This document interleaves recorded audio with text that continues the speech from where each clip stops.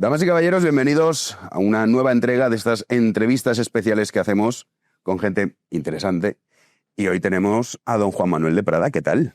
Muy buenas, Jan. Un placer estar aquí con vosotros nuevamente. Ya has pasado por aquí en más de una ocasión. Habéis tenido la generosidad de traerme en alguna ocasión, efectivamente. No, porque ya sabes, luego hablaremos de los medios. Ya sabes cómo es la cosa. Aunque afortunadamente esto, oye, pues cada vez lo ve más gente. O sea que... Eso es una gran esperanza, hombre. Eso es una gran esperanza. Ojalá lo siga habiendo cada vez más gente, ¿no? Sí, yo creo que sí. Ahora luego nos metemos con eso, pero antes sí que me gustaría recomendarles el nuevo, ya no tan nuevo, libro de Juan Manuel de Prada, Mil ojos esconde la noche, Cárcel de tinieblas. Ahí lo tienen en pantalla. Espera, que lo voy a girar un poquito para que se vea bien. Ahí está.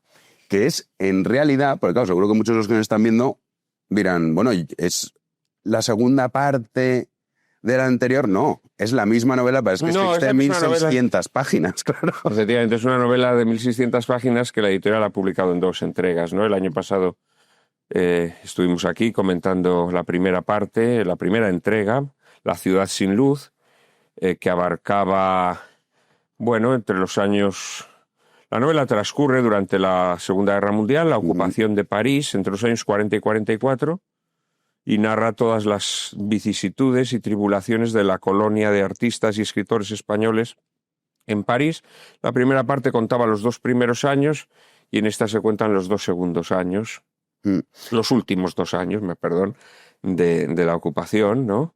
Hasta el final de la primavera o comienzos del verano del año 44, cuando desembarcan los aliados en Normandía, ¿no? Uh-huh. Y sí, es la misma novela. De hecho, pues claro, la primera se corta abruptamente. Aquí la novela prosigue contando ya estos años. De alguna manera, bueno, hay notas distintas en este segundo volumen. La primera parte de la novela nos narraba lo que eran los años triunfales de Alemania. Aquí nos narra ya los años de la derrota, donde la derrota empieza a hacerse más palpable, sobre todo a partir del año 43, ¿no? Con las grandes derrotas en Rusia, en Stalingrado, en Kursk, etcétera, ¿no? Y eso también va a traer unos cambios en la vida de los españoles que viven en París. La vida cada vez va a ser más difícil, más sórdida, más menesterosa. Y eso también va a traer cambios en los propios personajes de la novela, ¿no? El personaje principal, digamos, es Navales, el que a través de sus ojos, que es como, en fin, desarrollas, digamos, narras ese mundo, pero hay muchas partes que son reales. Es decir, tú has hecho un trabajo de investigación profundo. Casi todas las cosas que se cuentan en la novela son ciertas, ¿eh? Otra cosa es que el tratamiento sea un tratamiento esperpéntico, deformante, con una visión casi onírica de la realidad, pero los hechos que en la novela se cuentan son ciertos, en su inmensa mayoría. ¿Sabes? Es cierto todo lo que cuento sobre la vida del funcionamiento de la delegación de Falange allí, es cierto lo que cuento sobre los diplomáticos españoles, la labor de los diplomáticos españoles, muy especialmente el que fue cónsul de España en París, Bernardo Roland, un personaje francamente muy interesante. Es un hombre que salvó a muchos judíos, judíos españoles y judíos que él con diversas triquiñuelas, algunas completamente torticeras, consiguió que pasaran por españoles. ¿Sabes? Él, por ejemplo, se puso de acuerdo con los claretianos que regentaban la misión española, que regentaban la presencia religiosa española en París, que eran los claretianos. Pues consiguió que le falsificaran partidas de bautismo, por ejemplo, ¿sabes? Hizo una labor extraordinaria. Y bueno, pues todo eso se cuenta en la novela, y todas las cosas que en la novela se cuentan son ciertas. Pero es lo que es cierto, pues como los españoles ya durante estos años, como la vida en París se va tornando cada vez más dura, son muchos los que regresan a España, ¿sabes? A finales del año 42 regresa Gregorio Marañón, por fin consigue que Franco le perdone su adhesión, su antigua adhesión a la República, y se le permite volver a finales del año 42. Se van contando minuciosamente y como te digo, con mucha fidelidad a la verdad histórica, muchas historias desconocidas, algunas algo conocidas, pero la inmensa mayoría muy desconocidas. Solamente me tomo libertades en aquello que no podemos saber, ¿sabes? El personaje con el que más libertades me tomo es el de Victoria Kent. Sí, que es una, digamos, una novedad. Sí, Victoria Kent, se hablaba de ella en la primera parte como un personaje al que andaba buscando Urraca, el policía Urraca, que de hecho la buscó, pero no la encontró.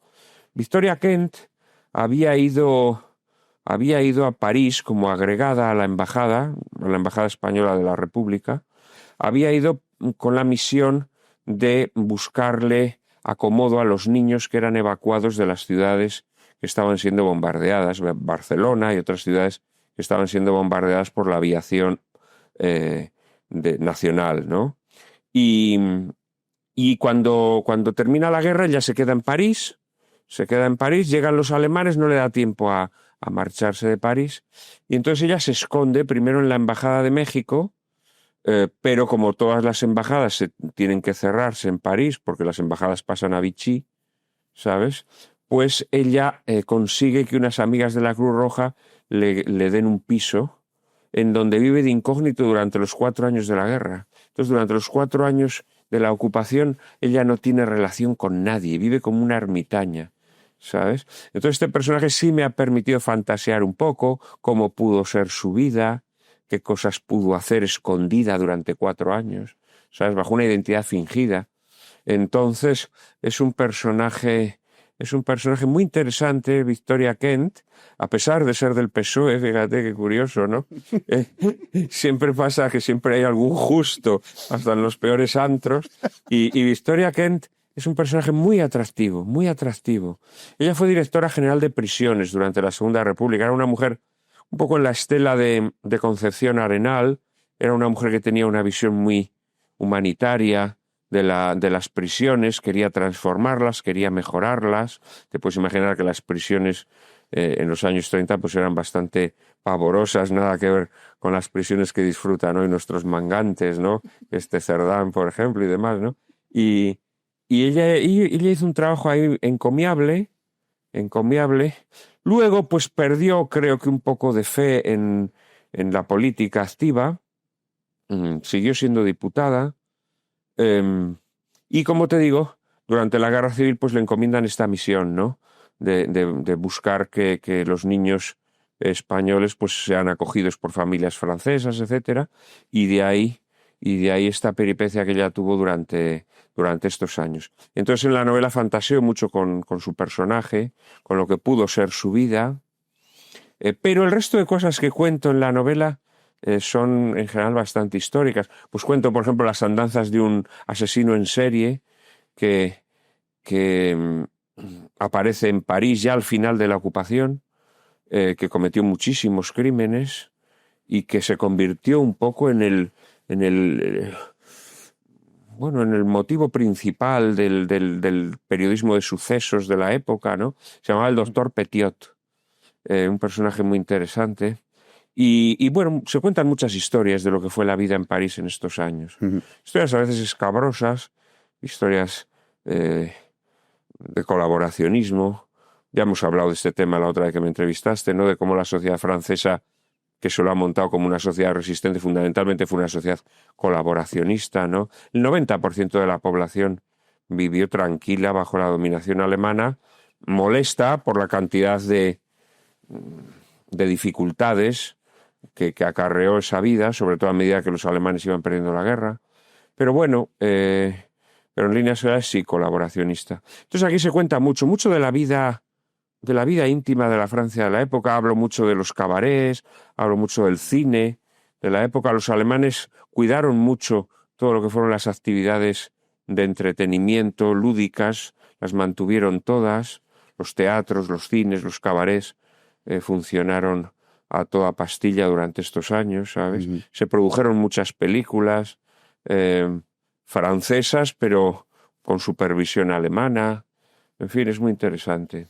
Esto que comentas de Victoria Kent me sirve porque, en realidad, Navales, por ejemplo, que es el protagonista, digamos que aquí intenta redimirse, podemos decir, de sus pecados. Bueno, Navales se empieza a plantear la naturaleza moral de sus actos. Digamos que en la primera parte, pues a él le encomiendan que tiene que captar a los rojillos, que los tiene que acercar a las actividades culturales de Falange, que tiene que conseguir que todos ellos colaboren, digamos, con la Nueva España.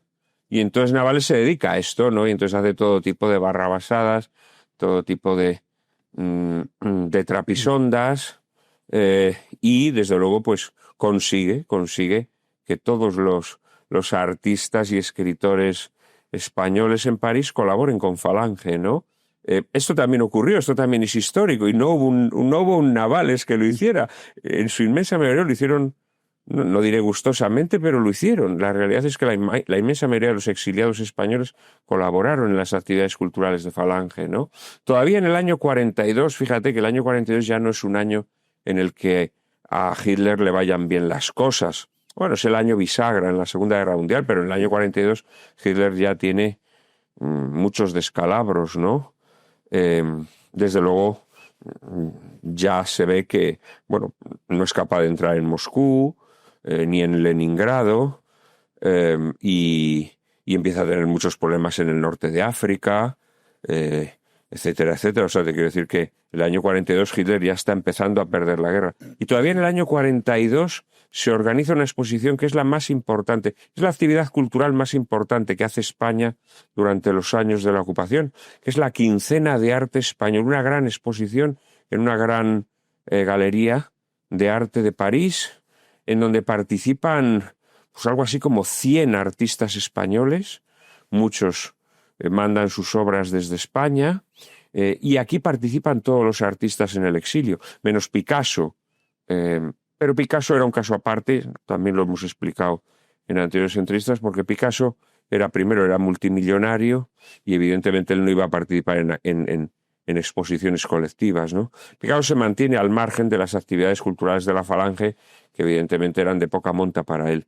Pero la inmensa mayoría de los artistas que viven en París en estos momentos participan en esta exposición que se organiza en octubre del año 42, ¿sabes? Entonces, como te decía, pues Navales es el encargado de apacentar a todos estos artistas y a veces pues recurre a métodos pues moralmente impresentables, ¿no? Y aquí efectivamente pues él empieza a hacerse preguntas. Empieza a hacerse preguntas porque la mujer de la que está enamorado, que es Ana de Pombo, una bailarina y modista cántabra, abuela de Álvaro Pombo, por cierto, pues es la mujer de la que está enamorado, y esta mujer le dice que debería replantearse un poco su vida y hacerse preguntas sobre la naturaleza de sus actos, ¿no? Entonces sí, en Navales se plantean una serie de conflictos morales en esta segunda entrega, en este segundo volumen de la novela, que van a tener, pues sí, una serie de vicisitudes. No va a ser difícil. Navales es un hombre que tiene una tendencia mala, y esto va a provocar en él muchos conflictos de conciencia, que a veces se van a resolver por el camino del bien y otras por el camino del mal, ¿no? Digamos que hay una lucha constante, una agonía interior en el personaje de Navales. Sí, esto le va a llevar a que su relación con los exiliados, con los rojos, sea una relación distinta, ¿no? Empieza a verlos como seres humanos, y esto va a provocar en él, sí, desgarros interiores. Podemos decir, o sea, es que claro, la novela tiene, como has dicho, pasajes históricos reales. Has hecho un trabajo de investigación muy importante. Navales es un personaje de ficción, pero también podemos decir que es más humanista, quizá, esta continuación. Bueno, es una novela. Siempre tocas un poco esto, ¿no? O sea, siempre incluso sí, hasta... las cuestiones morales están siempre presentes en mi obra.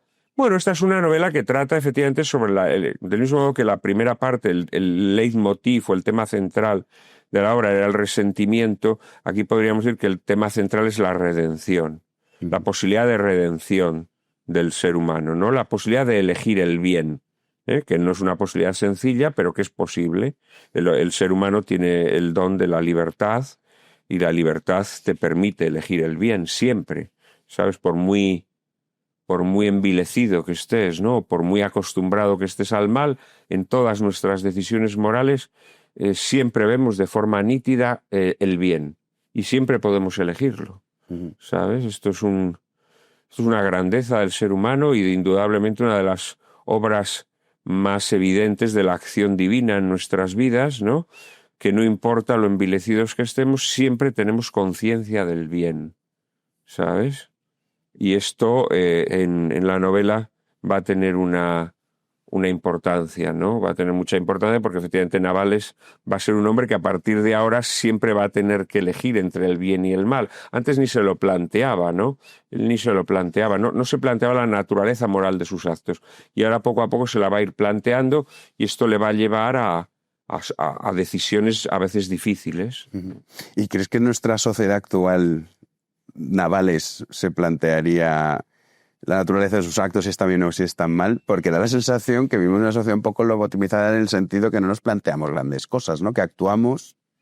También el tema legislativo. No, yo lo que creo es que nuestra sociedad es una sociedad en donde nuestros gobernantes han oscurecido las categorías morales, ¿no? Han oscurecido las categorías morales. Esto lo cuenta. De alguna manera también lo hicieron los alemanes, ¿no? Y bueno, no solo los alemanes, lo hicieron en aquella época, pues lo hicieron seguramente los dos bandos en liza, ¿no? Vamos a ver, hay un pasaje en Los Hermanos Karamazov, bueno, más que un pasaje, es como un capítulo, casi como una historia aparte, que es la historia del Gran Inquisidor, ¿no? Entonces el Gran Inquisidor dice que para poder manipular a la gente, para poder someter a la gente, le tienes que perdonar sus pecados y entonces hacerle creer que sus pecados son travesuras que no tienen importancia y que tú puedes santificar, ¿no? Y que de esa manera los vas a tener sometidos, ¿no? Y eso es lo que han hecho siempre todos los tiranos, ¿no? Es decir, los tiranos lo que hacen es decirle a la gente, vamos a ver, ¿tú qué has hecho o qué te gustaría hacer? ¿No? Pues eso yo te voy a decir que está bien hecho y desde ese momento tú te conviertes en mi esclavo, ¿no? Pues en España se ha hecho con el aborto, se ha hecho con mil y una cuestiones, ¿no? A través de leyes aberrantes que efectivamente subvierten el sentido moral de nuestros actos, ¿no? Y que de alguna manera los santifican nuestros actos moralmente más reprobables o más abyectos, los santifican. Sí, esto lo ha hecho la democracia de forma recurrente y desde luego el régimen del 78, pues de forma constitutiva. O sea, yo creo que el régimen del 78 fundamentalmente es a lo que se ha dedicado, ¿sabes? Entonces, claro, sí, tienes una sociedad muy envilecida, pero la conciencia de la naturaleza moral de los actos no se puede borrar. Eso es algo que ha sido impreso indeleblemente por Dios en el alma humana. Entonces eso no se puede borrar, ¿me entiendes? De tal manera que eso sería sencillo revertirlo. ¿Sabes? Lo que pasa, claro, necesitas que no haya gobernantes que se dedican precisamente a borrar la conciencia del bien y del mal, ¿no? Uh-huh. Pero ya te digo, esto no es nuevo. Lo que pasa que en esta época de la historia lo percibimos nítidamente porque esta subversión moral era una subversión moral demasiado grosera. Y además quienes la oficiaban, pues Stalin o Hitler, pues hoy en día los percibimos como monstruos de maldad. ¿Me entiendes lo que te quiero decir? El problema es que en las democracias que salen victoriosas en la Segunda Guerra Mundial y que por lo tanto establecen una hegemonía, esta subversión de las categorías morales se ha hecho bajo la máscara del bien, bajo una máscara humanitaria, bajo una máscara misericordiosa. Pues no, hombre, te voy a dejar abortar, pobrecita, claro, si es que andas follando por ahí con unos y con otros, y encima, pobrecita, pues tú necesitas realizarte como mujer y necesitas llevar una vida, y entonces, claro, se hace de otra manera, ¿me entiendes? Se hace de otra manera. No es como Hitler que decía, venga, los subnormales y los negros y los gitanos fuera, no hay que dejarles que se reproduzcan, vamos a esterilizarlos, ¿no? Claro, esto es bestial, ¿no? En cambio, si tú dices, no, hombre, no, a ti lo que te conviene es divertirte, pasártelo bien, no tienes por qué formar una familia, tienes que disfrutar de tu vida, entonces es mejor que no tengas hijos, entonces yo te voy a ayudar a que no tengas hijos, no te preocupes, tal. Pues claro, el planteamiento es distinto, es mucho más pérfido el planteamiento de los regímenes democráticos, ¿no? Entonces no lo percibimos como el mal absoluto. Esta es la cuestión, ¿no? Pero bueno, como te digo, esto no borra. No existe ninguna mujer que aborte, que piense que está haciendo algo bueno, ¿me entiendes? No existe ninguna persona que robe, que piense que está haciendo algo bueno, ¿sabes? Queridos amigos, ya saben que este proyecto B1 Media es un proyecto independiente y libre, y lo es gracias, en gran medida, a ustedes, a todos aquellos que colaboran con nuestro club de socios que permiten que tengamos esa independencia y esa libertad a la hora de expresarnos. No siempre estaremos de acuerdo, pero desde luego no tengan la más mínima duda que lo que aquí se dice en libertad y siempre intentando buscar la verdad. Así que les animo a que engrosen las filas de ese club de socios dentro cada uno de sus posibilidades. Ya saben que hay varios niveles, bronce, plata, oro, platino o diamante, y que colaboren con este proyecto y formen parte de la familia de B1 Media. Así que ya saben, háganse socios y su ayuda es muy importante. Muchísimas gracias. Todos estos ladrones del partido de Estado, como me gusta llamarlo a mí, de la PSOE, ellos saben perfectamente que están robando, ¿sabes? Y tienen perfecta noción de que están haciendo algo malo. Lo que ocurre es que vivimos en una pocilga en donde el hedor ya no lo percibimos, ¿sabes? Porque es el del medio en el que nos desenvolvemos. Entonces el hedor ya no resulta perceptible a nuestra conciencia. Pero bastará que nos saquen de la pocilga, ¿sabes? Que volvamos a oler las flores del campo y de repente digamos, ostras, aquí huele fatal, ¿no? O sea, te quiero decir que el sentido moral es lo que nos constituye como seres humanos, ¿sabes? Y además el sentido moral no admite novedades. O sea, son como los colores primarios. No es que solamente se hayan encontrado 7 y haya 24 y vamos a descubrirlos. No, es que son 7, no hay más. Y las normas morales son las que son. No existen otras. No hay una alternativa. Son esas siempre, en cualquier época de la historia y en cualquier situación o coyuntura y bajo cualquier circunstancia. Son siempre las mismas. Entonces, yo creo que simplemente lo que se necesita es salir de la pocilga. Salir de la pocilga. Esta es la cuestión, ¿no? De alguna manera Navales sale de esa pocilga, es decir, Navales hay un momento en el que su conciencia vuelve a hacerse esas preguntas que se había negado a hacer, tan sencillo como eso, ¿no? Sí, al final. En un caso concreto es la conciencia, pues eso de que se están haciendo cosas muy fuertes. En la novela se narra, por ejemplo, el momento de la redada del velódromo de invierno, esta célebre redada que se hace en el año 42, en el verano del año 42, en la que pues a miles de judíos los envían a los campos de trabajo del este, ¿sabes? Esto, por cierto, lo hizo la policía francesa sin que se lo pidieran los alemanes, lo hizo motu proprio, le entregó a miles de judíos a los alemanes para que se fueran a los campos de trabajo, ¿sabes?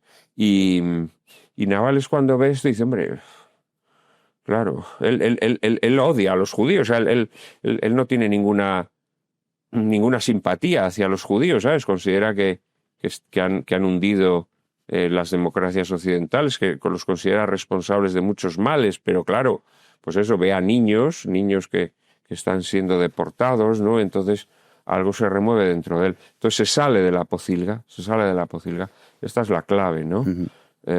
Pero el discernimiento moral es una característica humana, porque como te digo, es un sello divino que hay en el hombre, ¿no? Entonces, cualquier ser humano mantiene ese discernimiento. Otra cosa es que haya personas encargadas de que tú no hagas ese discernimiento, ¿no? Sobornándote, vendiéndote el mal como bien, etcétera, etcétera. Es que esta parte moral que tú tocas mucho y que además a mí me parece que es siempre el fondo del asunto, quizá de todos los problemas en los que podamos hablar de la actualidad, hay un fondo que es eso, ¿no? El discernimiento que tú hablabas de lo que está bien y lo que está mal.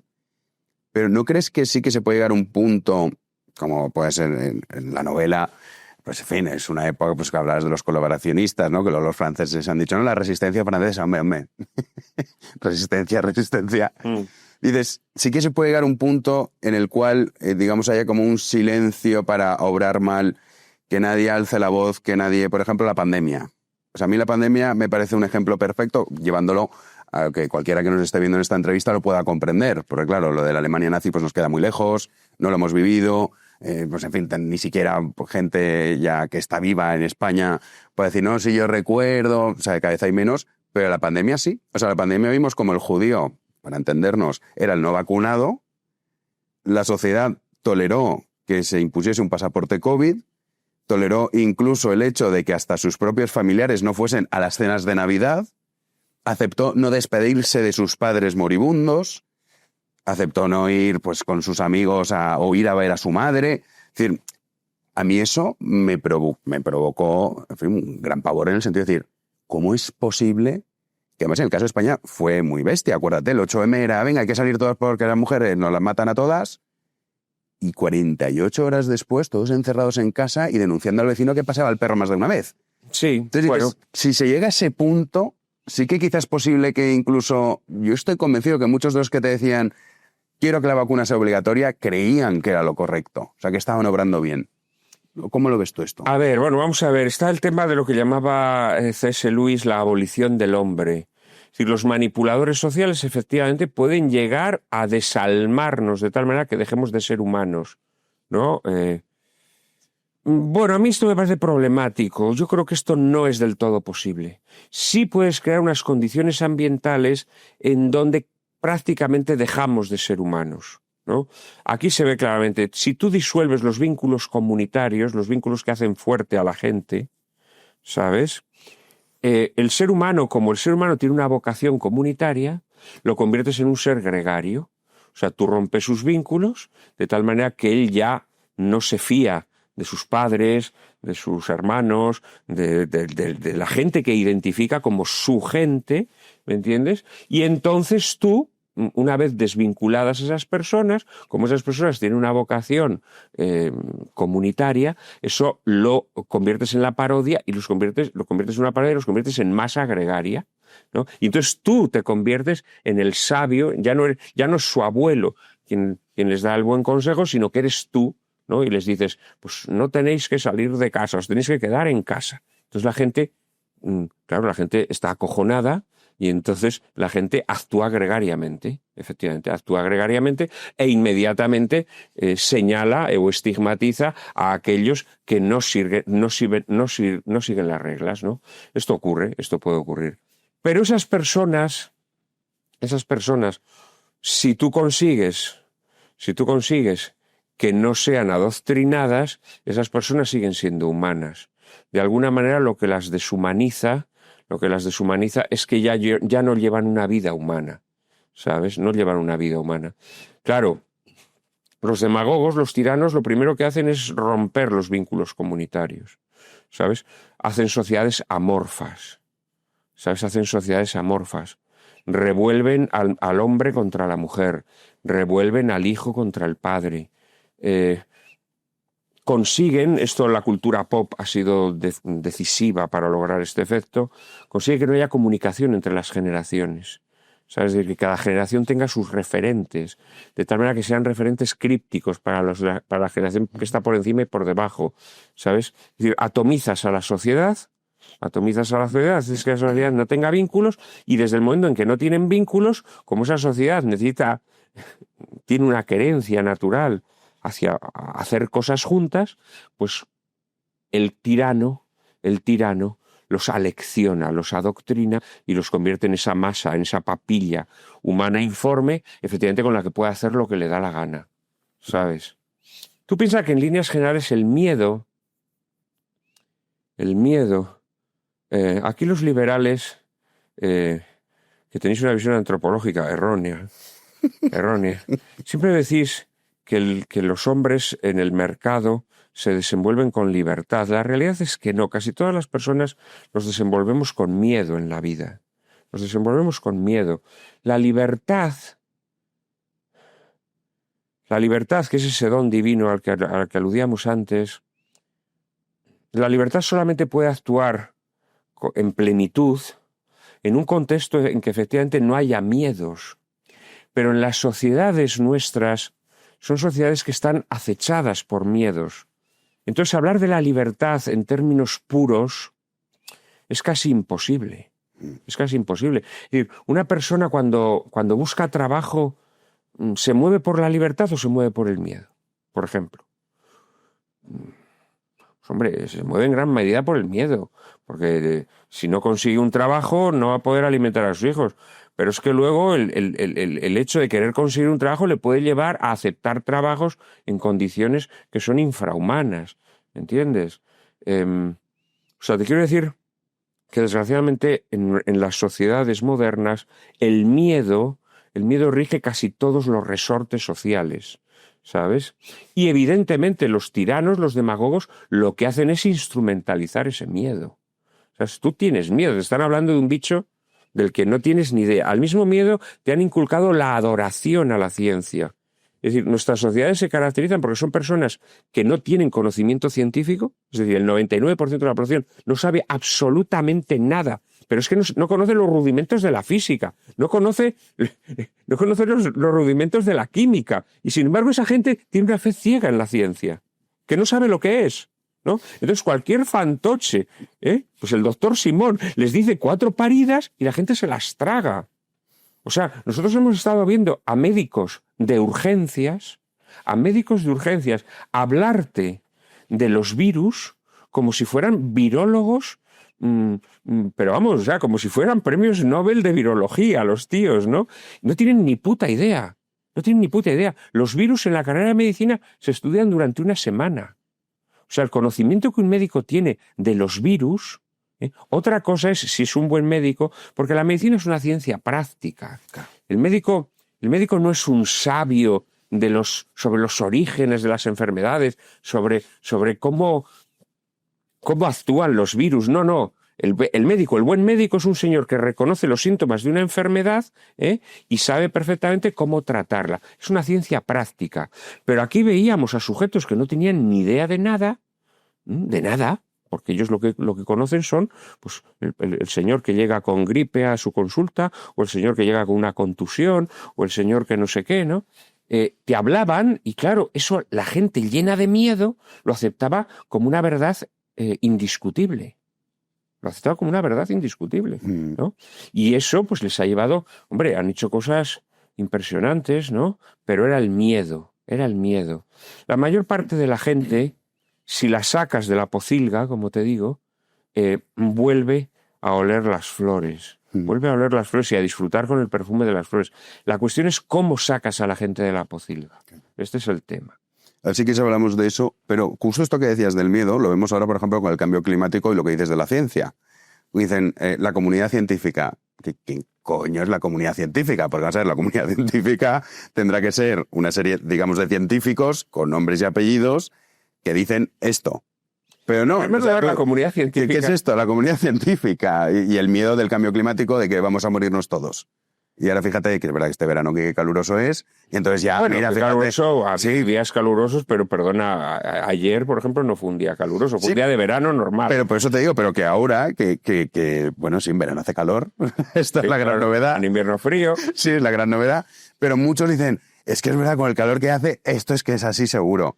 Bueno, en primer lugar, me gustaría decir aquí una cosa. En primer lugar, la gente hoy en día tiene mucha menos resistencia al calor por culpa de los aires acondicionados. Esto sin duda, claro. Nosotros aquí estamos con aire acondicionado. Claro, nosotros ahora estamos con aire acondicionado. Entonces nosotros ahora cuando salgamos a la calle qué calor. Vamos a sentir mucho más calor que sentiría una persona normal hace 40 o 50 años, que lo que buscaría es que su casa pues estuviera protegida del sol, bajaría las persianas, etcétera, y tendría una temperatura, bueno, aceptable, pero desde luego 10 grados mayor que la que tenemos nosotros ahora. Eso en primer lugar. Las temperaturas han sido altas siempre y bajas siempre. Que haya pequeñas oscilaciones, no lo pongo en duda, seguramente las hay, y que haya un proceso de lentísimo, mucho más lento de lo que nos dicen, calentamiento, tampoco lo niego. Que existe una obligación por parte del ser humano de proteger la creación, Sin duda. Sin duda, hay una obligación moral, hay un dominio justo. El dominio justo significa que los hombres tenemos que conseguir que la naturaleza nos brinde lo mejor para que nuestra vida sea mejor, pero eso no puede ser a costa de destruirla. Esto cualquier persona lo sabe y hay que contribuir a ello. Pues claro que sí, si puedes utilizar el transporte público, pues utiliza el transporte público. Si puedes no consumir desaforadamente, pues no consumas desaforadamente. Por cierto, los mismos que nos venden el cambio climático, pues son los mismos que han creado unas formas de vida insensatas y dementes, en donde todo el mundo está viajando constantemente, en donde todo el mundo está comprando de forma compulsiva. Si ahora nos acercamos a la Gran Vía, esas tiendas horrendas donde venden ropa basura, tú ves a la gente como loca comprando y dices, pero hombre, pero ¿qué estáis haciendo, no? O sea, te quiero decir que yo soy muy partidario de cambiar los hábitos. Yo soy una persona, por ejemplo, que yo siempre he recomendado formas de vida austeras. Oiga, se puede vivir con poco. No se obsesione con el consumo. Todo esto me parece muy bien. Pero esta gente ha dado un salto, que es por lo que el tema climático es una nueva religión. Y es hacerle creer a la gente que puede detener el cambio climático.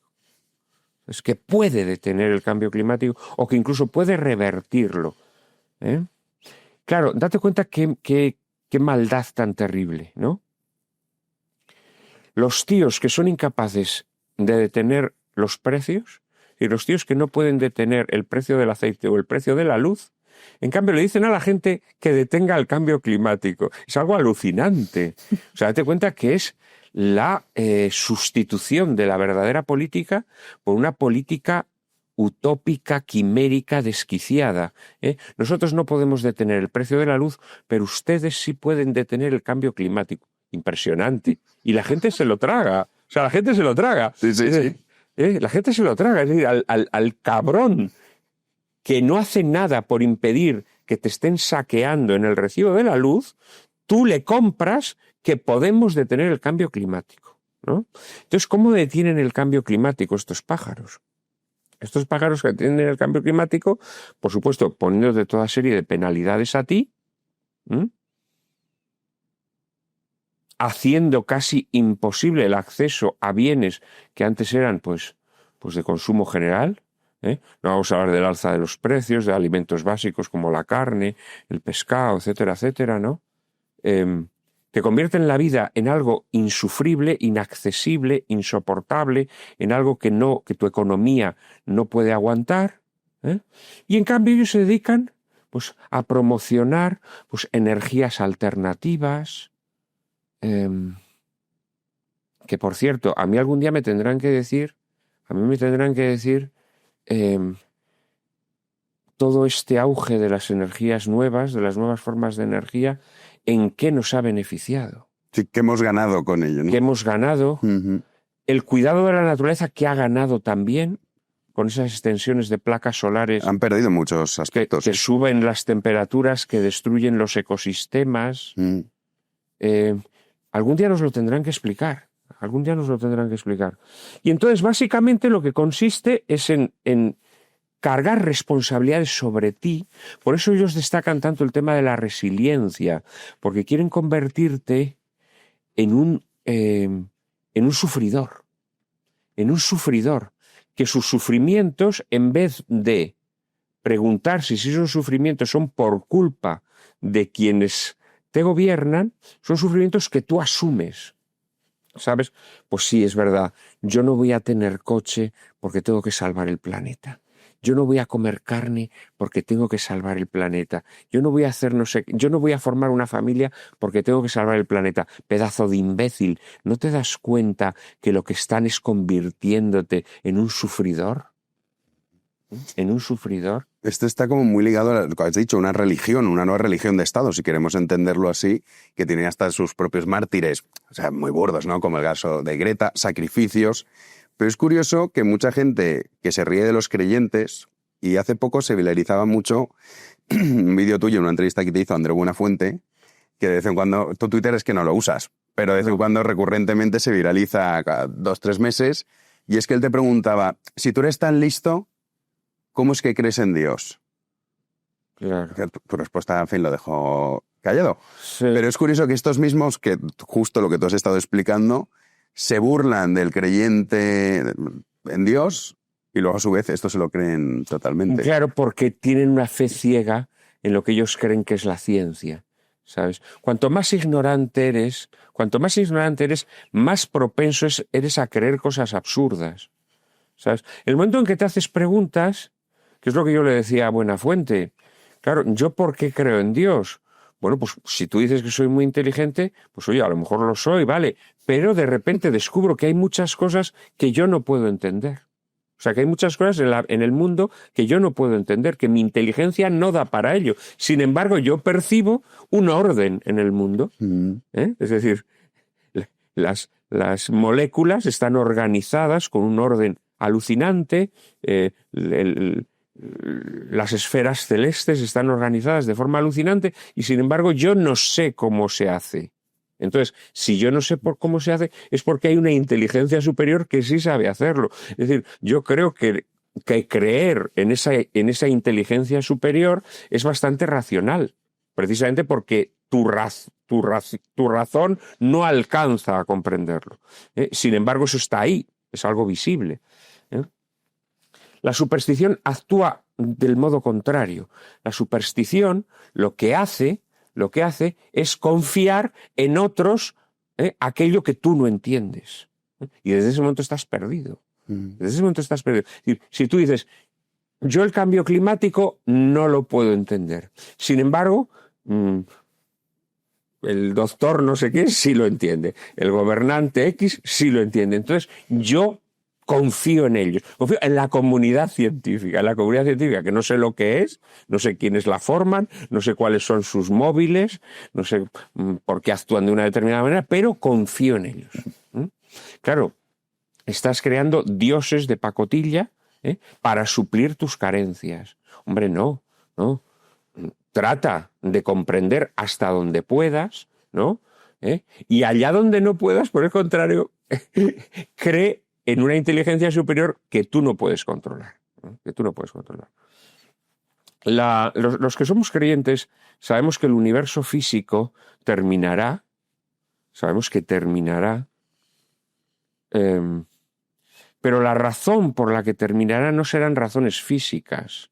Es decir, lo que traerá el fin del mundo no será una catástrofe.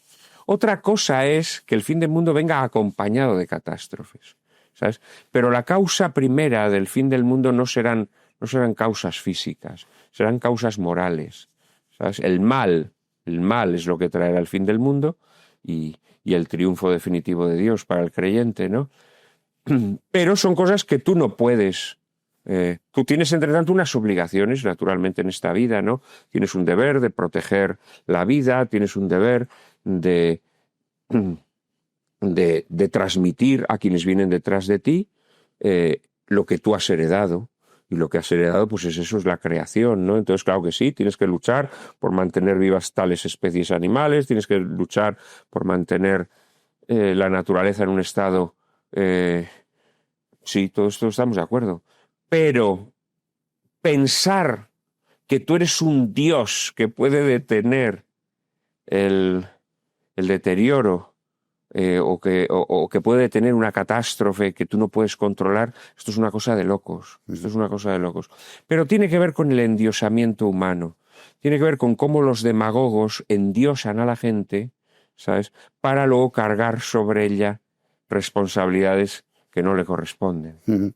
Esto quizá también está muy ligado con la condición de la naturaleza humana, negarla. O sea, pues lo vemos con la cuestión de hombres y mujeres, somos iguales. Es decir, no hay distinción. Dices, hombre, no. O sea, sí que las hay. Simplemente la mera observación ya te demuestra que no somos iguales. No somos iguales, ni valemos para las mismas cosas, exacto. ni tenemos las mismas capacidades. Sí. Eso no quiere decir que los hombres o las mujeres sean inferiores, ¿no? No, son diferentes, claro. O sea, yo confieso que, por ejemplo, pues a lo largo de mi vida, en algunas cuestiones recurro a mi madre, porque creo que es la más apropiada, y en otras a mi padre, porque creo que es, pero de forma instintiva, no es que diga, no, pues yo, no, y dices, no, pues mi madre creo que para esto, y no creo, lo va a hacer 100% mucho mejor que mi padre, y viceversa. Pero hay un componente quizá esa denegación de la naturaleza humana, hablando de lo que es Dios, de la creación, de decir, no, nosotros en un papel vamos a escribir cómo es el ser humano. Pero tú estás mal de la cabeza, ¿no? Sí, hombre, vamos a eso en último término y en sentido teológico, sodio a la obra de Dios, no es odio, es odio teológico, Siempre nos decía Donoso Cortés que detrás de todo problema político hay un problema teológico. Al final es odio a Dios, ¿no? Pero es odio también, de alguna manera, a la realidad. Es odio a las leyes físicas, es odio a la biología, es odio... ellos que se llenan la boca de ciencia, es odio a la ciencia, ¿sabes? Y es odio también a la pura observación humana, ¿sabes? Porque yo te diría que una de las mayores tragedias del hombre contemporáneo es que no se mira a sí mismo, ¿sabes? Yo, por ejemplo, conozco a mucha gente infeliz, resentida, llena de odio, porque no ha podido ser aquello que soñó con ser.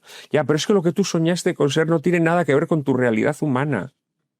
Tú eres gordo, entonces no puedes ser un velocista. Tú eres un zoquete, entonces no puedes ser Einstein. Tranquilízate, no pasa nada. No puede ser Einstein, bueno, pero a lo mejor puede ser un maravilloso carpintero, o puede ser un maravilloso fontanero, o puede ser un maravilloso... No, pero claro, las sociedades contemporáneas, en esta labor que yo te decía de disgregación, de ruptura de los vínculos, una de las maneras que el tirano tiene es hacerle creer a la gente que puede ser aquello que sueña con ser, ¿sabes? Esa idea nefasta que está introducida en la Constitución americana, el derecho a la búsqueda de felicidad. El derecho a la búsqueda de la felicidad. Eso ha hecho a muchas personas infelices, ¿sabes? Porque claro, tú le dices a un chaval, por ejemplo, cuyo padre pues regenta un negocio. Bueno, un padre carpintero. Un padre carpintero que le transmite a su hijo el arte de la ebanistería, de la carpintería, etcétera, etcétera. Ese muchacho en una sociedad en donde no le metan cosas raras en la cabeza, va a heredar el oficio de su padre y va a ser tan buen carpintero como su padre, o acaso mejor. Pero claro, si a ese chaval tú entre tanto le metes en la cabeza todo tipo de mierda, desde que puede ser, en lugar de carpintero, músico de rock, que en lugar de vivir en su pueblo puede vivir en Australia, que además en lugar de hombre puede ser mujer.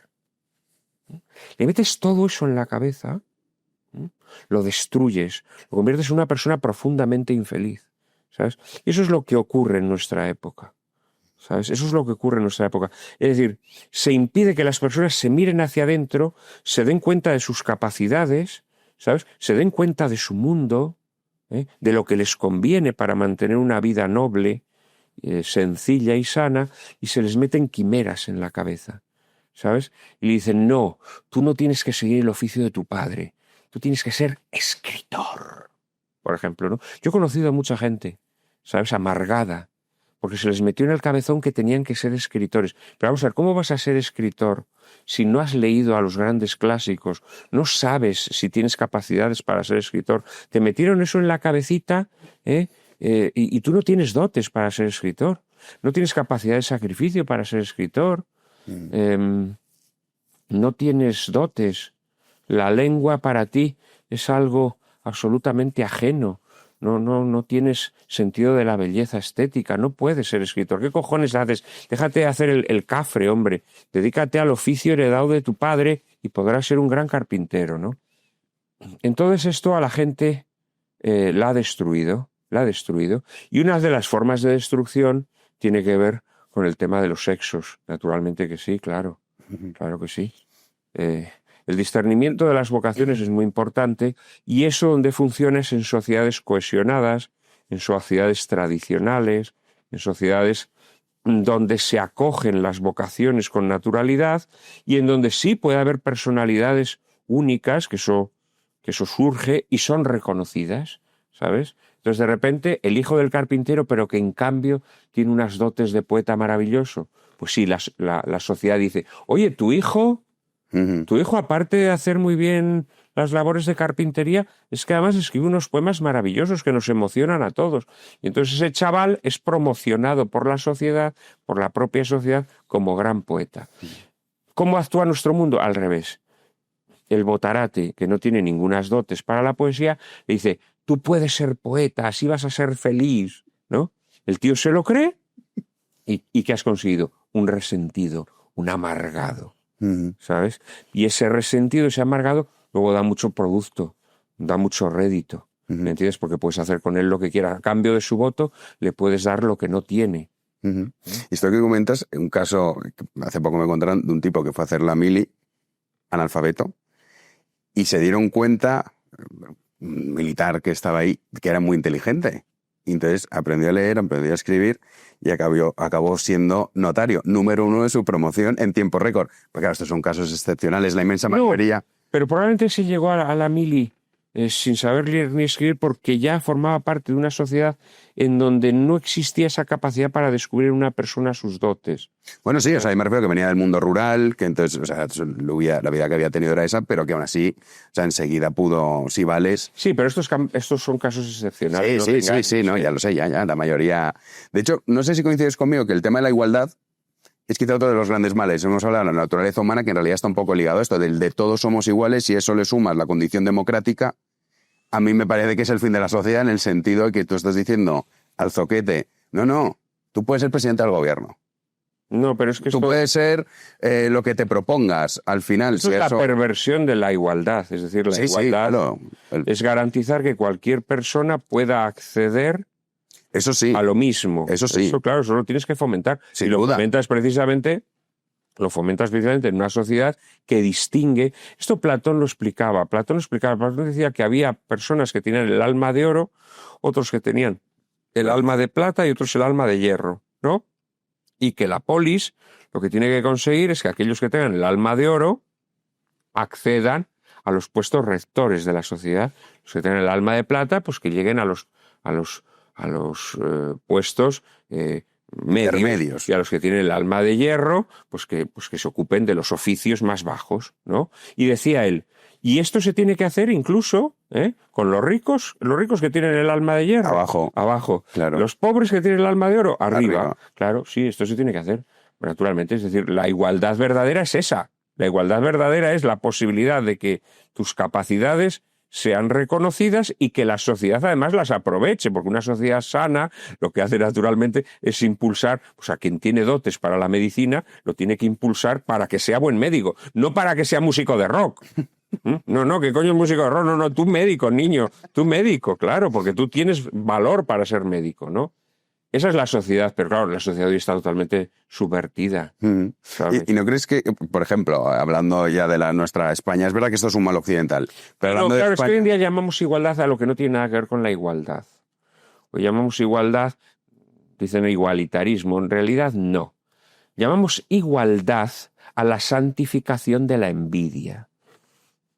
Que es un pecado muy grave la envidia, porque la envidia es el pecado por el que no aceptas el reparto de los dones divinos. Entonces tú eres feo, pero quieres ser guapo, como tu vecino. Tú eres tonto, pero quieres ser listo. Es la santificación de la envidia, a lo que llamamos hoy en día igualdad. Eso es corrosivo, eso es destructivo de la sociedad. La igualdad es el reconocimiento de todos los seres humanos en su dignidad, desde el punto de vista religioso, como hijos de Dios que son, pues naturalmente tienen que ser reconocidos como tales y por lo tanto su dignidad es la misma. Claro, sí. Y por lo tanto una sociedad bien organizada tiene que potenciar sus prendas, sus capacidades, sus virtudes para que lleguen a lo máximo. Eso es la igualdad. La igualdad en una sociedad sana. En una sociedad enferma como la nuestra es la santificación de la envidia. Eso es lo que hoy en día nuestra sociedad entiende por igualdad.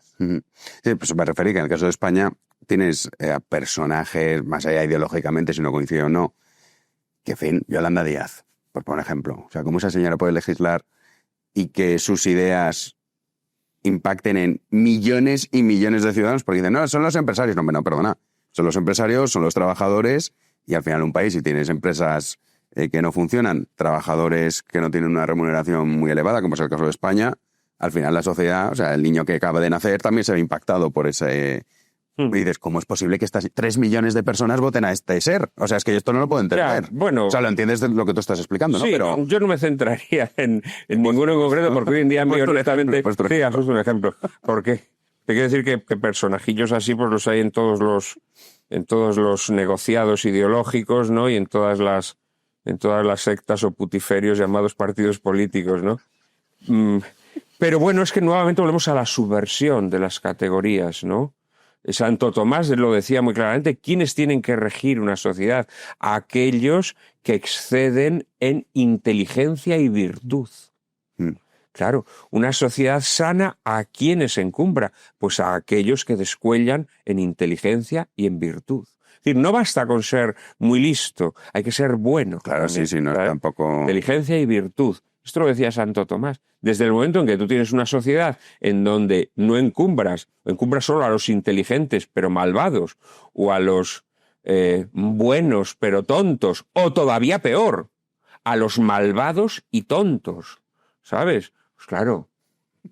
Tenemos esto, ¿no? Tenemos esto. O sea, te quiero decir que esto es inevitable. Esto es inevitable. Si tú encumbras a lo peor, si encumbras a la chusma más abyecta, claro.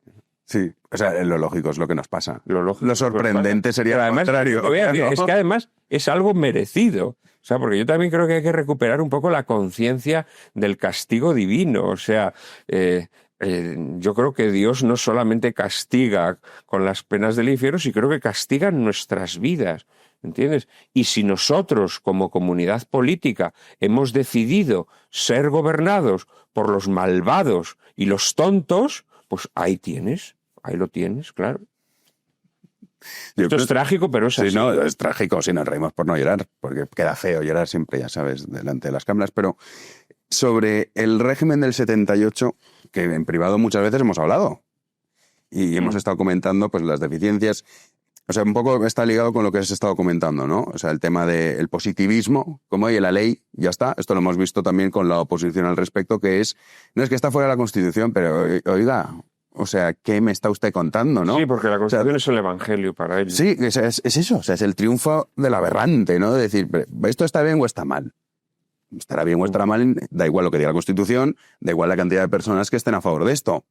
Pero no estamos en esa fase. Entonces, yo no sé si tú ves salida a esta España constitucional, a la Constitución del 78, sin una reforma en profundidad. A ver, salida tiene que haber porque inevitablemente esto cada vez va a ir peor. Entonces va a haber una salida, por las buenas o por las malas. A mí me gustaría que fuera por las buenas, ¿sabes? Puede ser por las malas.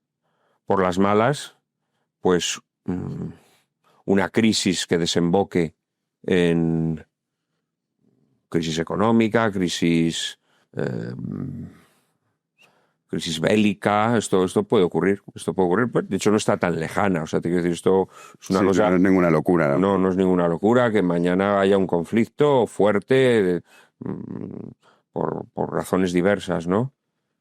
Tampoco me parece desmesurado pensar en que en un determinado momento la propia perversión que el régimen del 78 ha introducido en los conceptos morales, por una parte, el deterioro institucional que favorece a través de las ambigüedades y anfibologías del texto constitucional, etcétera, etcétera, conduzcan a que en un determinado momento haya un gobernante que decida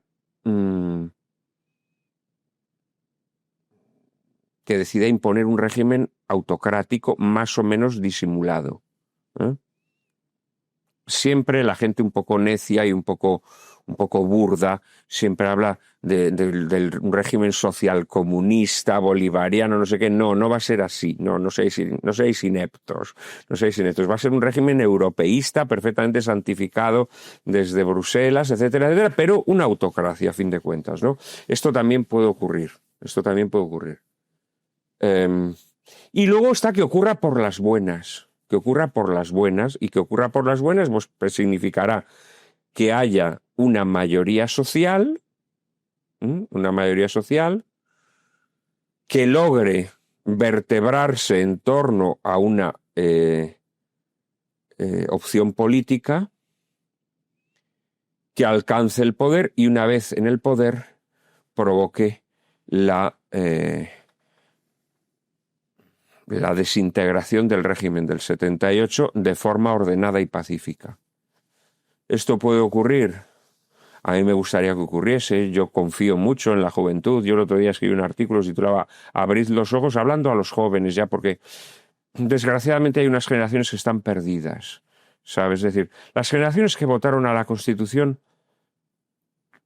están perdidas por una razón muy sencilla, porque aunque ellos saben perfectamente que se equivocaron, es renunciar a su biografía, es negar su biografía, ¿sabes? Es negar todas las pamplinas de su juventud, todo eso que ellos se creían, que traían la democracia, que no sé qué, todas esas cosas, toda su mitología personal, ¿sabes? Ellos no van a renunciar a su mitología personal. Entonces las generaciones tendrán que morir simplemente y se acabó. Luego están las generaciones intermedias, a las que pertenezco yo de alguna manera. Las generaciones intermedias han sido generaciones sobornadas por el régimen del 78, es decir, no han participado en su arquitectura, pero de alguna manera se han beneficiado del latrocinio y de la rapiña que ha sido el régimen del 78, ¿no?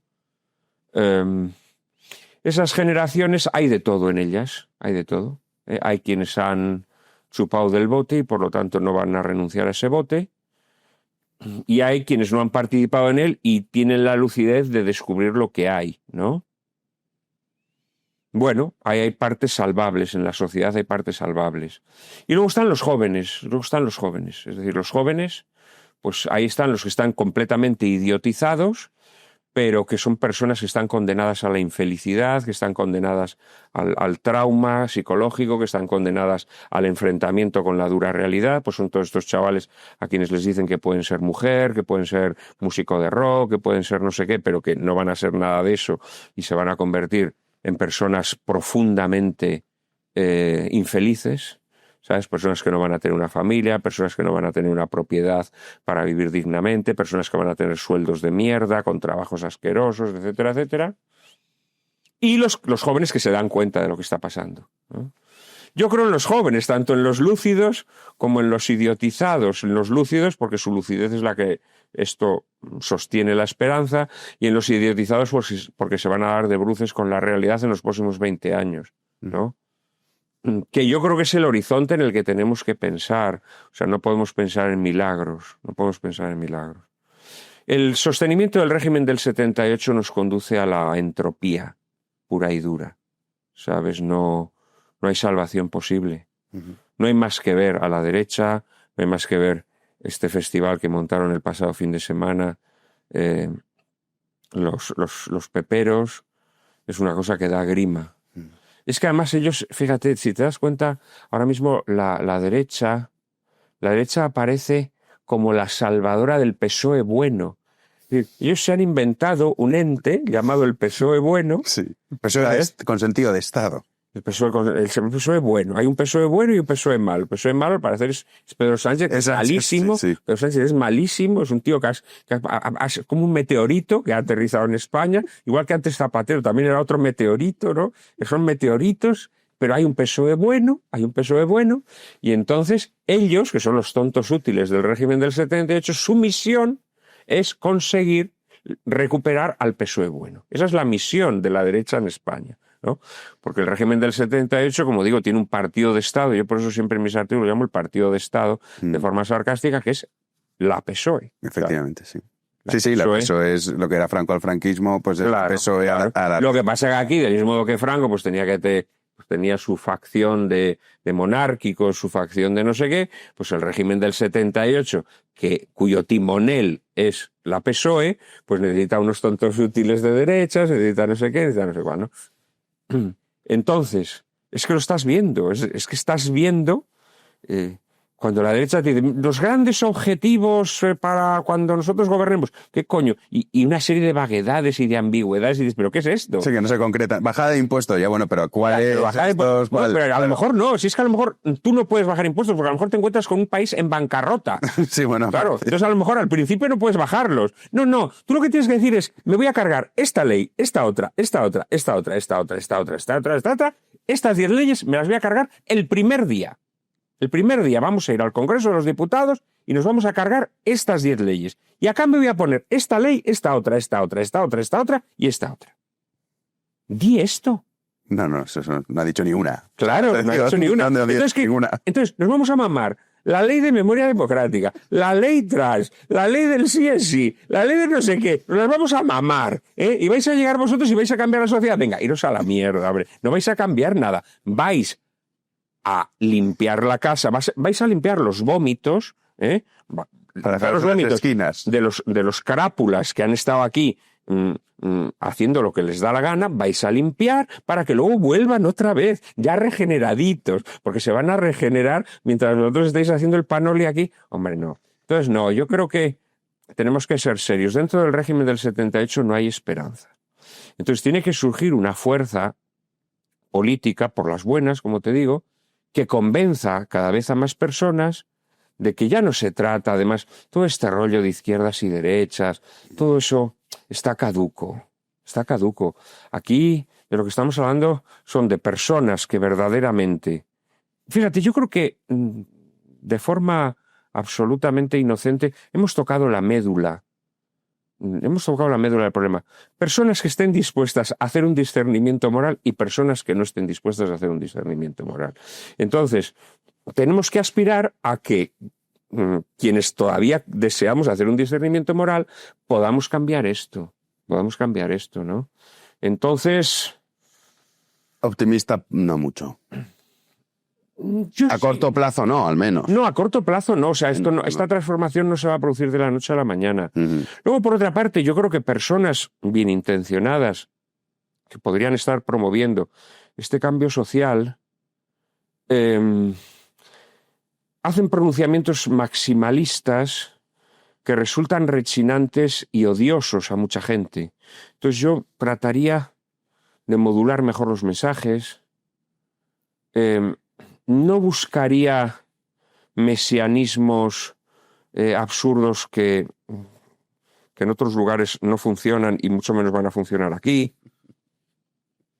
Y trataría de hacer una labor un poco didáctica o pedagógica con mucha gente que tiene la cabeza llena de mierda, pero que tiene el alma todavía intacta. Uh-huh. Sabes que yo confío mucho. Hay muchas personas... a mí a lo largo de estos años hay muchas personas que se me acercan y me dicen, usted me cambió, usted me hizo ver cosas que yo no veía, usted... Creo que existe la posibilidad de ir cambiando a la gente. Lo que pasa es que, claro, la política entiendo que está siempre movida por una urgencia. Esa urgencia no nos va a llevar a nada, ¿sabes? Esa urgencia al final nos lleva a Feijóo, nos lleva a la alternancia. Nos lleva a la alternancia. ¿Y qué papel tienen los medios de comunicación, Juan Manuel? Porque los medios de comunicación tampoco les interesa mucho, digamos, despertar para entendernos. Los medios de comunicación, no pudiéndose generalizar, sí, me claro, siempre generalizar, los medios de comunicación están al servicio de toda esta maquinaria, ¿sabes? Mira, en España ha dejado de existir periodismo, porque, por ejemplo, una cosa, el otro día leí la noticia de que Santos Cerdán fue por orden de Pedro Sánchez a ofrecerle a Ábalos que abandonase el Congreso de los Diputados. Mientras bebes lo repaso, que era que se fuese, que a cambio le prometía tertulias en las televisiones entre una consultora que posiblemente sea ya la de Acento, la de Pepiño, y ayuda en todo el tema de los gastos de la defensa. Sí. Pero una de las Columnas promesas... en prensa. Aparte de tertulias en televisión, columnas en prensa. Bien, si hubiera periodismo en España, inmediatamente alguien habría dicho, vamos a investigar ¿Cuáles? qué ¿Dónde? tertulias Claro. y qué columnas le ofrecían, Sí, sí. para identificar a esos programas o esos canales de televisión y esos periódicos que están vendidos al poder. Sería una labor periodística maravillosa, ¿no? Y lo lógico. Saber, claro, y sería lo lógico. Oye, nadie se hace la pregunta, Es decir, le están ofreciendo a un tipo del que quieren deshacerse, tertulias y columnas en medios, y nadie se pregunta por qué. Vamos a ver, los medios de comunicación en España, repito, salvo excepciones muy excepcionales, yo siempre lo he dicho, a mí me han echado de todas partes. O sea, a mí en todos los medios en los que he colaborado me han echado, de una manera o de otra. A veces te echan porque consideran que lo que estás diciendo es muy peligroso, y entonces te echan de forma más o menos disimulada. En otros casos te obligan a marcharte, ¿sabes? Porque te ponen con una chusma, ¿sabes? Que es verdaderamente repugnante, porque claro, es chusma que va a defender eso que llaman ellos el argumentario que les mandan todas las mañanas. Eso es verdad, eso existe. No, es que yo lo veo. O sea, O sea, es real. En las tertulias televisivas lo esconden un poco, pero es que en las radiofónicas incluso escriben preguntando a sus rabadanes, a sus mayorales, les escriben preguntándoles lo que tienen que decir. Sí, yo eso lo he visto. Yo no, me va a decir el nombre, pero una persona muy conocida en televisión. Además en televisión. Que estaba el tío con el móvil, sí, cuando nos le enfocaban, con el móvil le iban mandando en función de lo que iba diciendo uno, porque era en riguroso directo, y me quedé flipando. Digo, pero esto, cojones, sí, pero esto ocurre, es la realidad. Entonces, de algunos, como te digo, te echan, de otros te tienes que marchar, porque claro, no tienes por qué estar con esta gente, ¿no? Pero la realidad, yo el fin de semana pasado escribí un artículo sobre esta cuestión, porque hay mucha gente inocente que me dice, ¿por qué ya no le escuchamos en las tertulias? ¿Por qué ya no está usted en tal programa, Almas de Cántaro? No estoy porque no quieren que mi voz se oiga en estos lugares, ¿sabes? Pues en la SER, por ejemplo, ya no estás. En la SER ya no estás. En la SER no estoy, pero no estoy en ninguna parte. O sea, a mí me han ido quitando de todas partes. De todas partes. ¿Por qué? Porque al principio tu discurso simplemente les desconcierta. Porque ellos piensan que te llevan, pues como eres católico y tal, pues vas a defender cosas así como del PP, tal. Pero de repente pues ven que no, o sea, que un día se ponen a despellejar. Eres católico de verdad, ¿no? No, o sea, te quiero decir que a mí me la pela que despelleje a un tío del PP, o sea, me da exactamente igual. Y entonces se sorprenden porque no te dedicas a defender a, pues yo qué sé, pues a Feijóo o a Isabel Díaz Ayuso o tal. Esto les desconcierta al principio, incluso pueden encontrar interesante porque dices cosas que les resultan raras, ¿sabes? Pues yo recuerdo, por ejemplo, cuando colaboraba en la SER, que les desconcertaba que yo defendiera la justicia social, ¿no? Sí, de Taparelli, frente a lo de Milei, ¿no? Taparelli, frente a lo de Milei, los justiciosos de Taparelli. Pues ellos la justicia social ya la entienden, pues eso, la modificación de la envidia que decíamos antes. Yo no entiendo la justicia social. La justicia social la entiendo para que el niño que tiene el alma de oro pueda llegar a ser médico. ¿Qué es eso? Eso es la justicia social, ¿no? Entonces, al principio les desconciertas un poco, pero luego poco a poco se van dando cuenta que los mensajes que lanzan son muy corrosivos, ¿no? Entonces ellos te apartan. Normalmente te apartan motu propio. A veces incluso te pueden apartar porque desde arriba reciben la orden. Que esto, del mismo modo que reciben la orden para enchufar a Ábalos en las tertulias, reciben también la orden para apartar a Prada o a cualquier persona que les resulte incómoda, ¿no? Y en otros sitios, ya te digo, te obligan a marcharte porque te ponen con un ganado, por un ganado que es imposible. Es decir, claro, es como si tú eres una persona, por ejemplo, que consideras que determinadas cuestiones es que no hay ni que hablarlas, ¿no? Pero claro, si te llevan a un sitio donde todo el mundo está hablando de esas cuestiones, al final te sientes obligado a bajar al barro, ¿sabes? Entonces muchas veces te sientes incómodo con gentuza, con personajillos ínfimos, que además están al servicio y a sueldo del del negociado ideológico al que sirven, ¿no? Pero en líneas generales yo te diría que en la inmensa mayoría de los medios de comunicación, bajo una apariencia de ámbitos donde se defienden ideas encontradas, es falso. Hay unas discrepancias en lo menor, pero hay una aceptación común de las mismas premisas.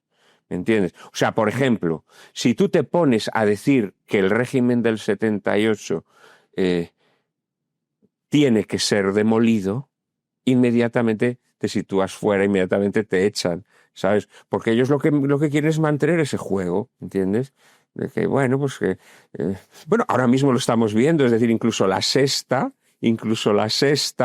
parece que le está ya negando el apoyo a Pedro Sánchez.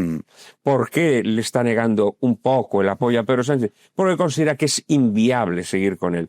Porque consideran que es una persona que ya está llena de mierda hasta las cejas, ¿no? Entonces ellos ya lo que están es abogando también por la tesis del PSOE bueno. Claro. Si en medio de todo eso llega un tío diciendo, no, ¿cómo que el PSOE es bueno, el PSOE es malo? No, al PSOE lo que hay que conseguir es convertirlo en una fuerza política que todo el mundo perciba el daño que ha hecho España a lo largo de todos estos años. ¿Cómo que el PSOE bueno? ¿El PSOE bueno? ¿Dónde está el PSOE bueno?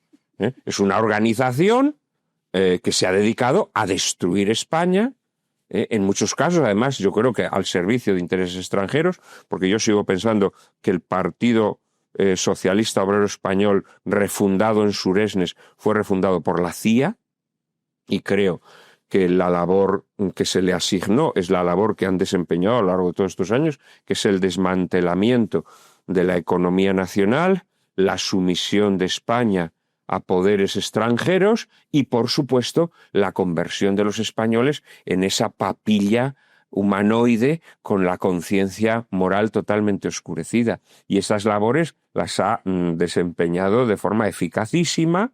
Y nada de PSOE bueno, PSOE malo. ¿Pero qué es el PSOE malo? ¿Los que roban más que los que roban menos? Venga, por favor, esto es un chiste. Por favor.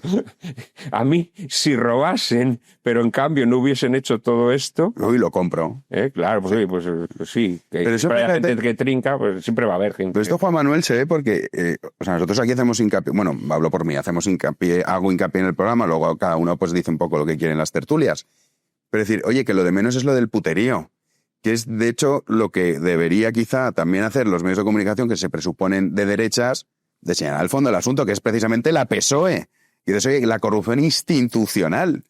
Pues no, están... Es que Ábalos conchufó a tal, que digo, oye, a mí Jessica o Andrea o como... Para hablar seriamente del tema de la constitución, me puedo reír un rato, pero... Coño, esto no es lo gordo es la PSOE, es Zapatero, Pepiño Blanco, José Bono... O sea, no sé, ¿no? Felipe González, con nacionalidad de República Dominicana de hace unos años. ¿Por qué? O sea, ¿qué interés tiene uno en tener, no?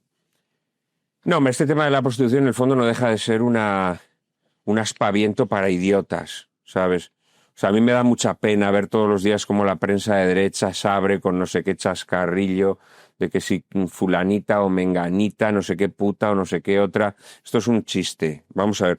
En primer lugar, la prostitución, como todos sabemos, es algo que siempre ha existido. Y dependiendo del grado de degeneración moral de una sociedad y de incapacidad para las relaciones afectivas y sexuales auténticas entre hombres y mujeres, va a haber más o menos prostitución. Pero la prostitución... el problema de la prostitución, en todo caso, es un problema social. Y esa sociedad, a medida que la consigas hacer mejor, pues vas a conseguir que haya menos prostitución. Siempre va a haber prostitución. Es más, incluso podríamos hablar, aunque esto pueda parecer un poco fuerte, podríamos hablar de los efectos benéficos de la prostitución en una sociedad, porque siempre va a haber personas que, por su constitución biológica, o por sus taraduras mentales, lo mejor que les puede ocurrir es que puedan recurrir a una prostituta. Eso en primer lugar, ¿no? Pero si la prostitución está tan extendida en España es porque la sociedad española está destruida, porque la inmensa mayoría de los hombres no pueden mantener relaciones afectivas y sexuales sanas. ¿Mm? ¿Y por qué no pueden mantenerlas? Pues desde luego porque esos hombres han sido depravados y degenerados a través del bombardeo pornográfico, a través de muchas cosas, pero también en gran medida por culpa de las ideologías destructivas de la convivencia entre hombres y mujeres. ¿Mm? Si cada vez hay más hombres que recurren a la prostitución, es porque cada vez hay más hombres que no pueden relacionarse con mujeres de forma normal y sana. ¿Mm? No, esto no es ninguna broma. Esto no es ninguna tontería. El temor a que te denuncies si tienes una relación espontánea con una mujer, Esto no es que eso ninguna no lo tontería. tienes con una prostituta. Esto no es ninguna tontería. No es ninguna tontería. Del mismo modo que tampoco es ninguna tontería cómo se han ido corrompiendo todas las virtudes domésticas. Porque antes tú a los chavales les enseñabas pudor, les enseñabas templanza, les enseñabas el respeto también a la otra persona, etcétera, etcétera. Todo esto lo han destruido, y bueno, luego han ocurrido las cosas que han ocurrido. Pero concretamente ya la prostitución en el ámbito de la política. Por favor, seamos serios. Seamos serios. Estos, si recurren a la prostitución, es porque ya los partidos, como están infiltrados por estas ideologías, se han convertido en campos de minas. Porque los partidos políticos, históricamente, han sido casas de lenocinio. Sí, un pote. En otras épocas, sí. en otras épocas, Ábalos no tenía que recurrir a prostitutas, porque ya tenía las chicas del partido. Por favor, ¿a quién queréis engañar? Si los partidos políticos son follódromos, son casas de lenocinio, donde siempre habéis tenido a vuestras chicas, que cómo medraban cuando se dejaban pasar por la piedra. Es lo que habéis estado haciendo toda la vida. Todo el régimen del 78 es esto. Lo mismo en la derecha que en la izquierda. Los partidos políticos es eso en realidad. En los viejos y en los nuevos. Pues mira, Podemos, ¿no? Bueno, hombre, claro, Podemos sí, hombre, pero se cebaban con Podemos como si en el PP no hubiera ocurrido eso siempre. Además, ha habido notorios políticos del PP que es que eran célebres precisamente porque se habían pasado por la piedra a todas las que luego habían medrado en el Partido Popular o en el PSOE, etcétera, etcétera. Esto funciona así. Ahora hay nuevas innovaciones. Ahora ya no solo son con chicas, ahora también son con chicos, claro. Porque hoy en día esa prostitución legal, que significa medrar a cambio de favores sexuales, pues está extendida a los hombres. ¿Qué ocurre hoy? Claro, que hoy eso se ha convertido en peligroso. Porque estas ideologías han convertido ese ambiente que antes era un ambiente perfectamente controlado, se ha convertido en algo peligroso. Estas que ahora han salido diciendo que ese Salazar, amigo de Pedro Sánchez, que era un sobón y que era un baboso y no sé qué, esas eran despechadas. Eran despechadas. ¿Por qué lo decís ahora? Si era un sobón y un baboso hace 8 años, ¿por qué lo decís ahora? O Adriana Lastra, que lo decía con Santos Cerdán. Pero cuando la meten en prisión. ¿Por qué lo dices ahora? ¿Por qué lo dices ahora? Que estaba ahí repudiada en Asturias. Porque no has obtenido los beneficios que esperabas obtener a cambio del sobeteo y del baboseo. Venga, iros a la mierda con vuestros puritanismos grotescos. ¿A quién queréis engañar? A mí lo que me preocupa es que hay gente que es engañada.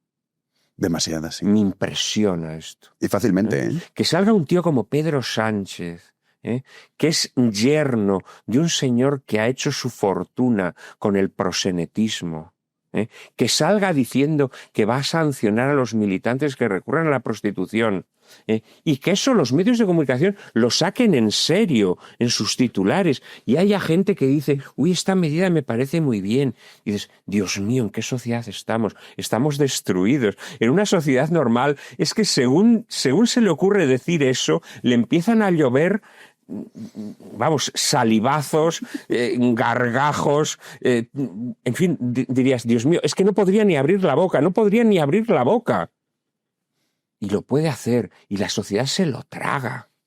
Y pensamos que ese sujeto que regenta un partido, que es una casa de lenocinio, ese señor va a combatir la prostitución, y la gente se lo cree. Y dices, pero bueno. Para acabar, Juan Manuel, un poco más elevado, te quiero preguntar sobre el nuevo Papa.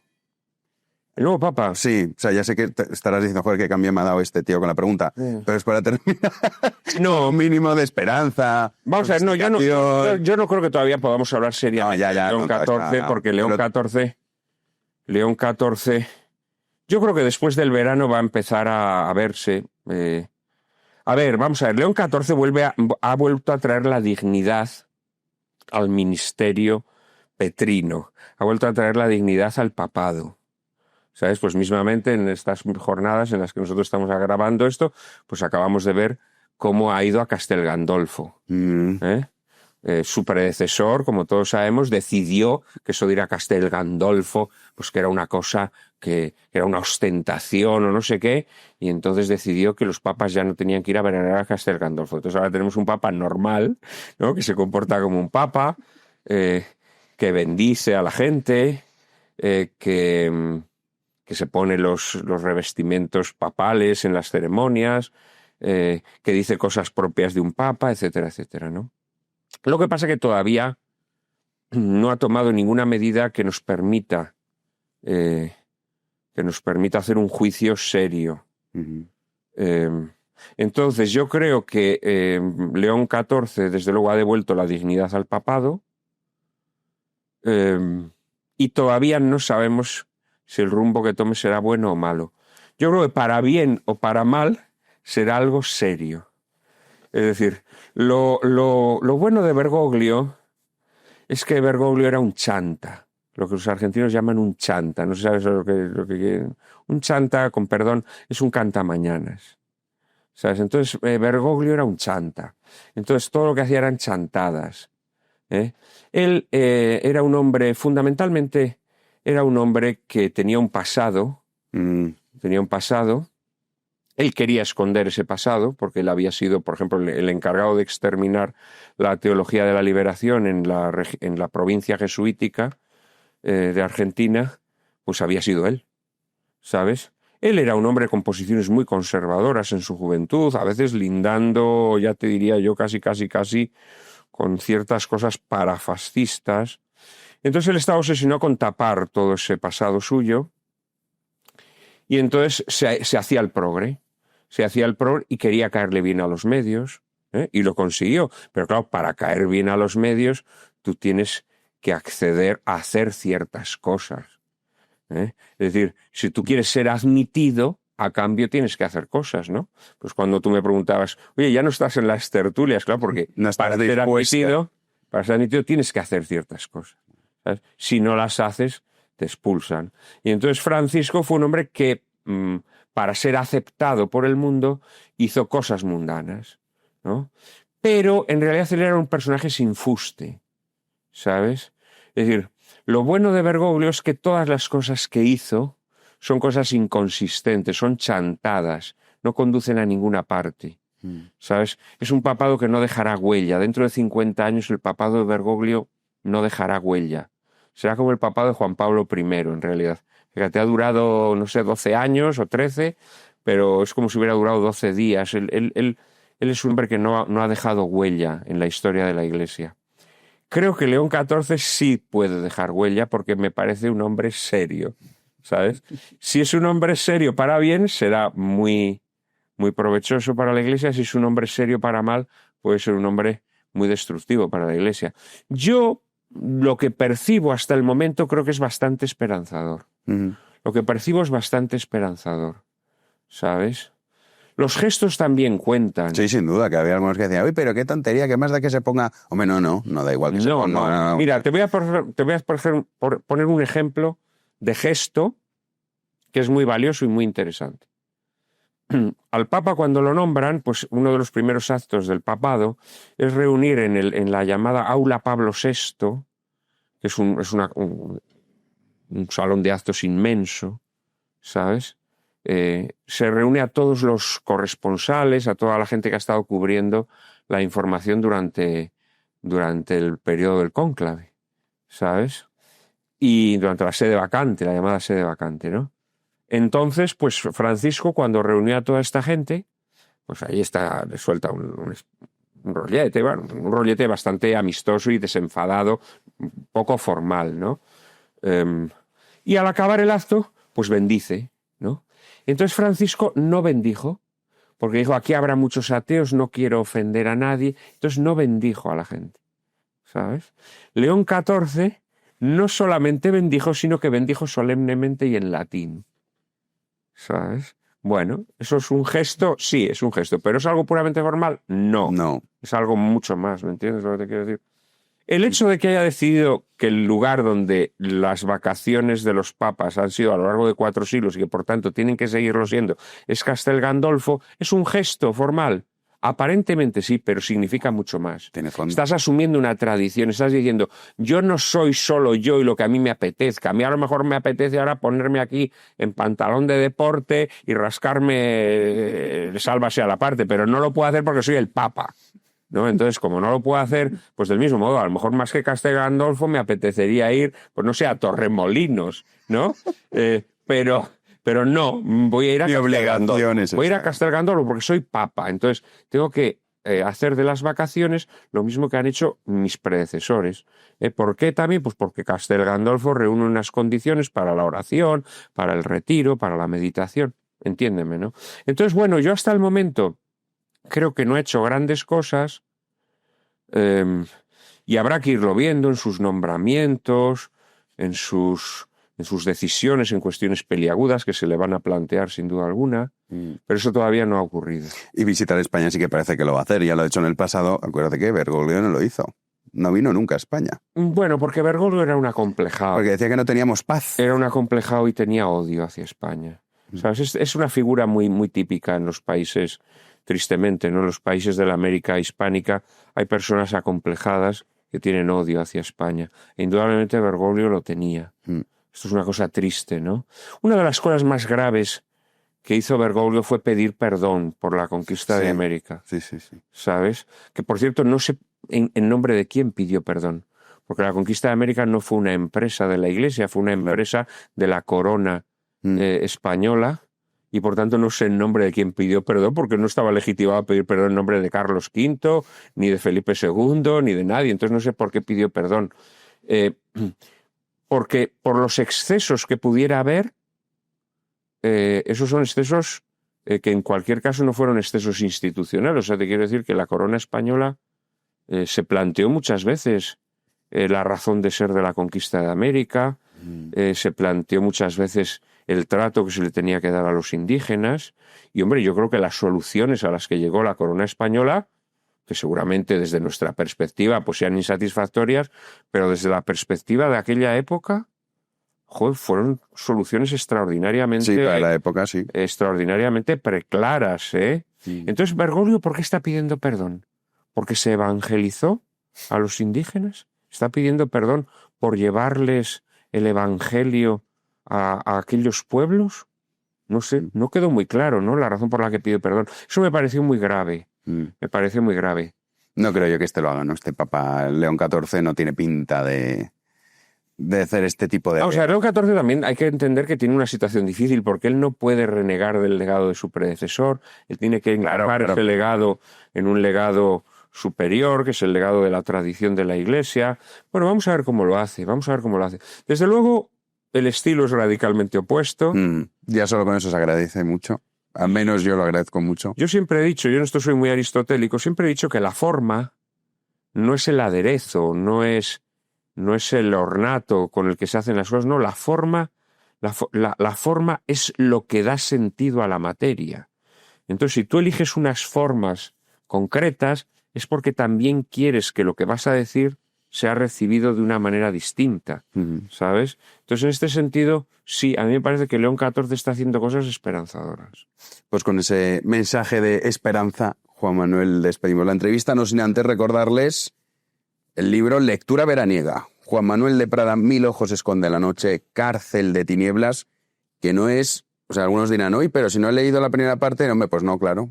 Tienen que coger los dos. Eso es, porque... Tienen que llevarse los dos volúmenes. Sí, los dos. Si no tienen el primero, tienen que hacerse con el primero, La ciudad sin luz, Sí, y luego si no van a entender nada, claro. Sí, porque claro, la historia está empezada es que es una en 2 partes, pero no es... Es una única, claro, efectivamente. Es una única novela. Yo creo que es una novela que no va a decepcionar a nadie. No, oye, tienes reseñas muy positivas. Lo pueden encontrar en Amazon para los vagos. Amigo, Eso también es importante, Juan Manuel. Sí, hombre, sí, pero bueno. Ya sabemos. Es una Estamos novela... en contra del fundamento democrático, pero me quieras que no. Sí, pero bueno, es una novela en la que hay un esfuerzo bestial. Te cuenta, es una novela de 1600 páginas, decenas de personajes.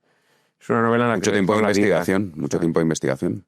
Hay mucho trabajo en ella. Es una novela que no va a decepcionar a nadie. Yo se lo digo a mis lectores y luego quienes la han leído me han dado la razón. Muchas gracias. No nos ha decepcionado en absoluto. No, es una novela con muchísimo trabajo dentro. Alberto Garín, que te entrevistó también. Sí, él es un entusiasta de esta novela. Sí, que es la mejor que has hecho. Y dijo más. Dijo, es ya insuperable. Dijo esto. Bueno, hombre, pues mira, yo se lo agradezco mucho. No lo sé, pero sí es una novela en la que me he dejado la vida, desde luego. Pues lectura veraniega buena, de verdad. Ya saben que lo pueden encontrar en Amazon para los más vagos y si no en todas sus librerías también lo tienen disponible. El que compró la primera parte, pues está la continuación. Y el que no compró la primera, pues la primera y la segunda. Ya siempre ya tienen todo el verano. verano. Una atacada. Claro, como así tiene lectura para todo el verano. Efectivamente. Bueno, Juan Manuel, mil gracias por estar con nosotros. Ha sido un gusto, como siempre, estar aquí. Y a todos ustedes ya les emplazamos a una nueva entrega y como siempre, muchísimas gracias por estar ahí.